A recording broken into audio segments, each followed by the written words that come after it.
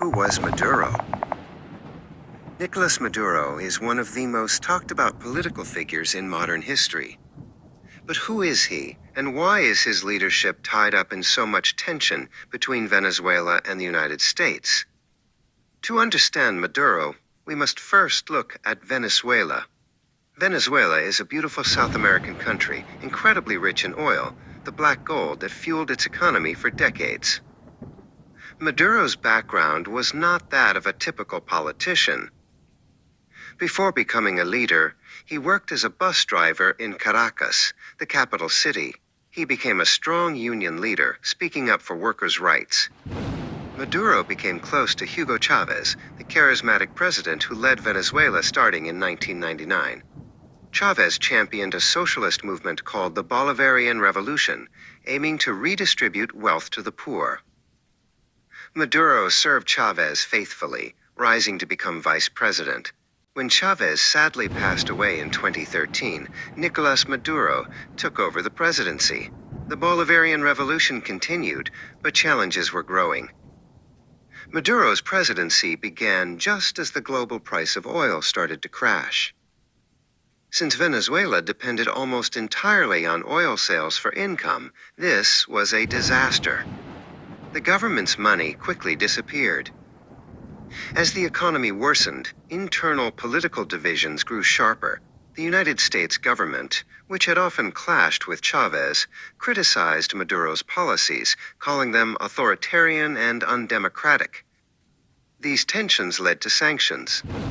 Sanctions are official penalties, often limiting trade or financial deals imposed by one country, like the US, on another, like Venezuela. The goal was to pressure Maduro's government. The immediate impact of the sanctions and the oil crash was economic chaos. Venezuela suffered from hyperinflation, meaning prices rose so quickly that money became almost worthless overnight. With international trade restricted, essential goods, like food and medicine, became scarce. Stores and pharmacies often had empty shelves. This hardship affected every family in Venezuela. The U.S. continued to increase its pressure.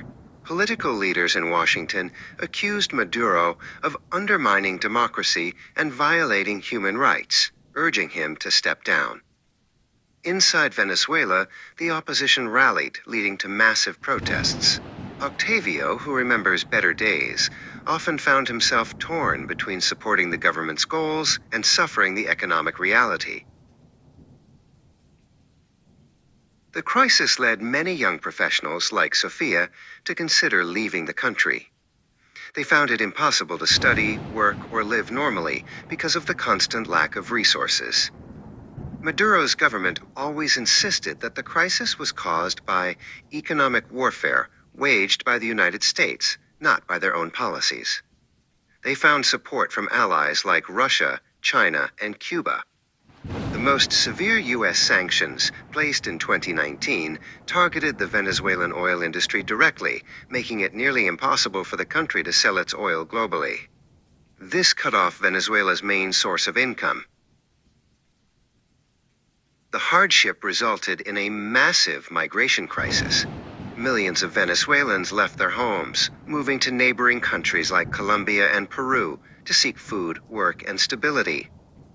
Sometimes, there were efforts to find peace. International groups and countries like Norway tried to host talks between Maduro's government and the opposition to find a political compromise. For people like Sofia, life remains a daily struggle. While the U.S. pressures the government with sanctions, it is the ordinary Venezuelan people who feel the deepest impact on their health, jobs, and future. Maduro remains in power today, holding firm against both internal opposition and international pressure. Octavio often wonders when, or if, Venezuela will be able to recover its stability and prosperity. So who was Maduro? He was the bus driver who became the president carrying on a revolution, a leader whose conflict with the U.S. deeply shaped Venezuela, leaving a legacy of political tension and profound economic change for millions of people.